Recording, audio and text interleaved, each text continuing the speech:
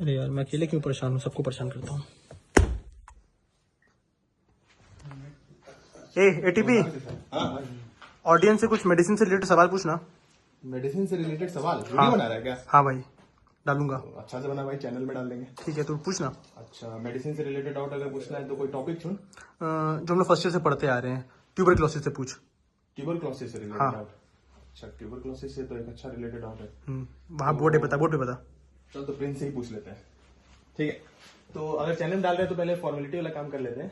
तो hello guys, my name is Atul Prateek and I am a final year medical student and welcome to my channel Med Insight, and today I just want to clarify a doubt with all of you and especially with Prince sir. चल अब tuberculosis से एक related doubt, कुछ marker है तो बे काला वाला नहीं चलता है। हाँ काला वाला नहीं चलता नहीं, तो इस पे आप जूम कर सकते हैं, ठीक है। ट्यूबरक्लोसिस में जैसे कि हम लोग जानते हैं कि नॉर्मल रेजिमेंट जो होता है वो 2HRZES का होल 3 होता है, ठीक। जिसमें 3 का मतलब क्या है, 3 टाइम्स अ वीक, एंड 2 का मतलब क्या है, 2 मंथ्स। तो यहाँ पे H का मतलब isoniazid, rifampicin, pyrazinamide, ethambutol and streptomycin. अगर किसी जॉन्डिस पेशेंट को, अगर कोई जॉन्डिस का मान लो पेशेंट है, उसको ट्यूबरक्लोसिस डेवलप हो गया, तो हम लोग जाहिर सा बात है कि हिपैटोटॉक्सिक ड्रग नहीं देंगे। तो हिपैटोटॉक्सिक ड्रग कौन होता है, H होता है, R होता है, Z होता है, E होता है। तो मतलब सिर्फ स्ट्रेप्टोमाइसिन ड्रग जो होता है वो हम लोग जॉन्डिस पेशेंट को देते हैं जो ट्यूबरक्लोसिस डेवलप कर लिया आगे जाकर के, ठीक है। अब हम लोग जानते हैं कि प्रेग्नेंट वुमेन जो है, प्रेग्नेंट वुमेन, उसमें ट्यूबरक्लोसिस का रेजिमेन होता है 2HRE+7HR। मतलब इसमें स्ट्रेप्टोमाइसिन कॉन्ट्राइंडिकेटेड है। स्ट्रेप्टोमाइसिन कॉन्ट्राइंडिकेटेड होता है प्रेग्नेंट वुमेन में, बिल्कुल, ठीक है। तो स्ट्रेप्टोमाइसिन क्यों कॉन्ट्राइंडिकेटेड होता है, क्योंकि ये 8 क्रेनियल नर्व को डैमेज कर देता है, जिसकी वजह से डेफनेस हो जाता है, ठीक है। तो इसीलिए स्ट्रेप्टोमाइसिन नहीं देते।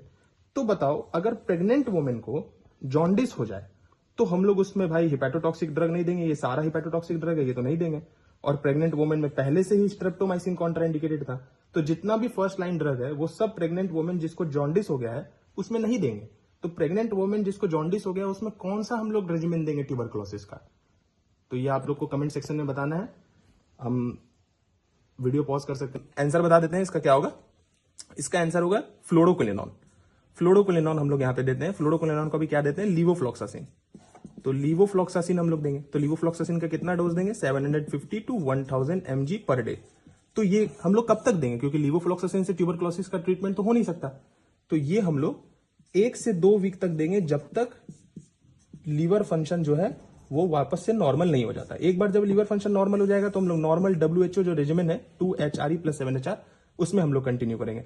अच्छा, आप लोग ये भी पूछ सकते हैं कि अभी जो कंटिन्यूड ड्रग है वो बीपाल रेजिमेन चल रहा है, बेडाक्विलिन, प्रीटोमैनिड एंड ये क्या था, एल से क्या था, एल से क्या, ठीक है। तो अभी जो नॉर्मल रेजिमेन चल रहा है वो क्या चल रहा है, बीपाल रेजिमेन, बेडाक्विलिन, प्रीटोमैनिड एंड लिंजोलिड।